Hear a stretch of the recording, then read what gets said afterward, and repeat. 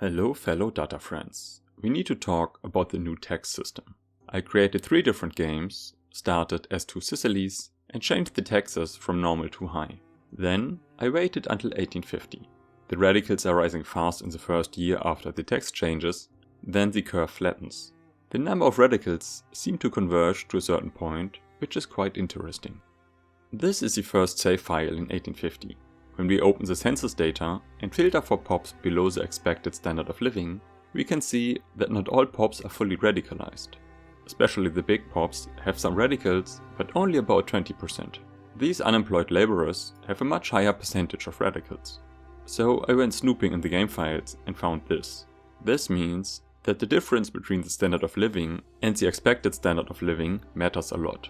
A PoP gets 15% radicals for each level of difference. This PoP has a standard of living of 6, but expected in 8.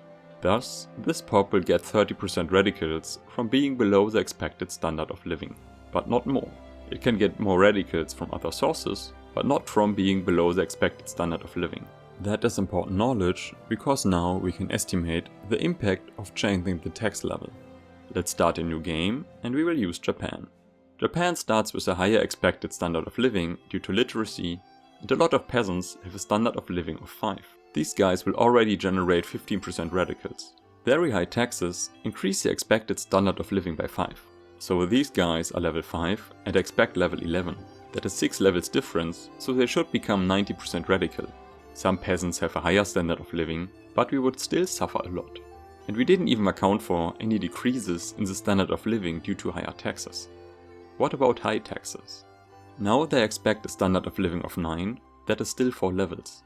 That means 60% radicals. Let's investigate further. To make it easier, we only look at peasants and laborers who are below the expected standard of living and have at least 1000 people. About 50 million have a standard of living of 5, about 6 million are level 6, and 4 million are level 7. So, not accounting for any other professions, using high taxes should give us at least 13 million radicals. Since some other stuff can happen, let's say 15 million. According to the speed shown in the game files, I would expect a stable result after 7 years. Let's test that. Radicals are rising. Okay, a bad harvest condition appeared, and it's gone again. We ended at 15.8 million radicals. The line is not totally flat yet, so radicals will still increase. So our estimation was not perfect, but good enough.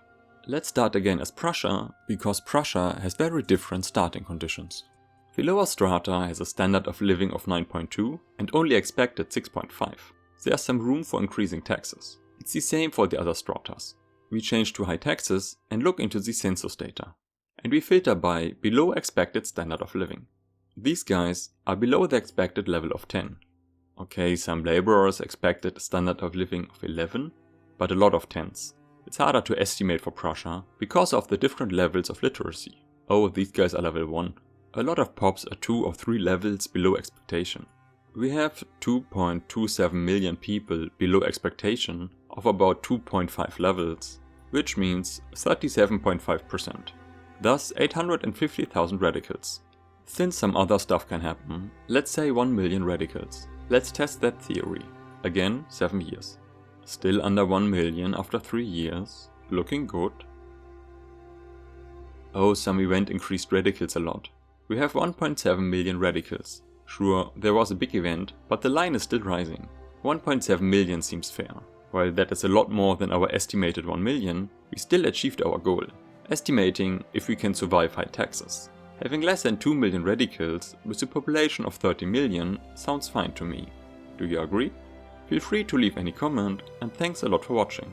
I'll see you in the next video.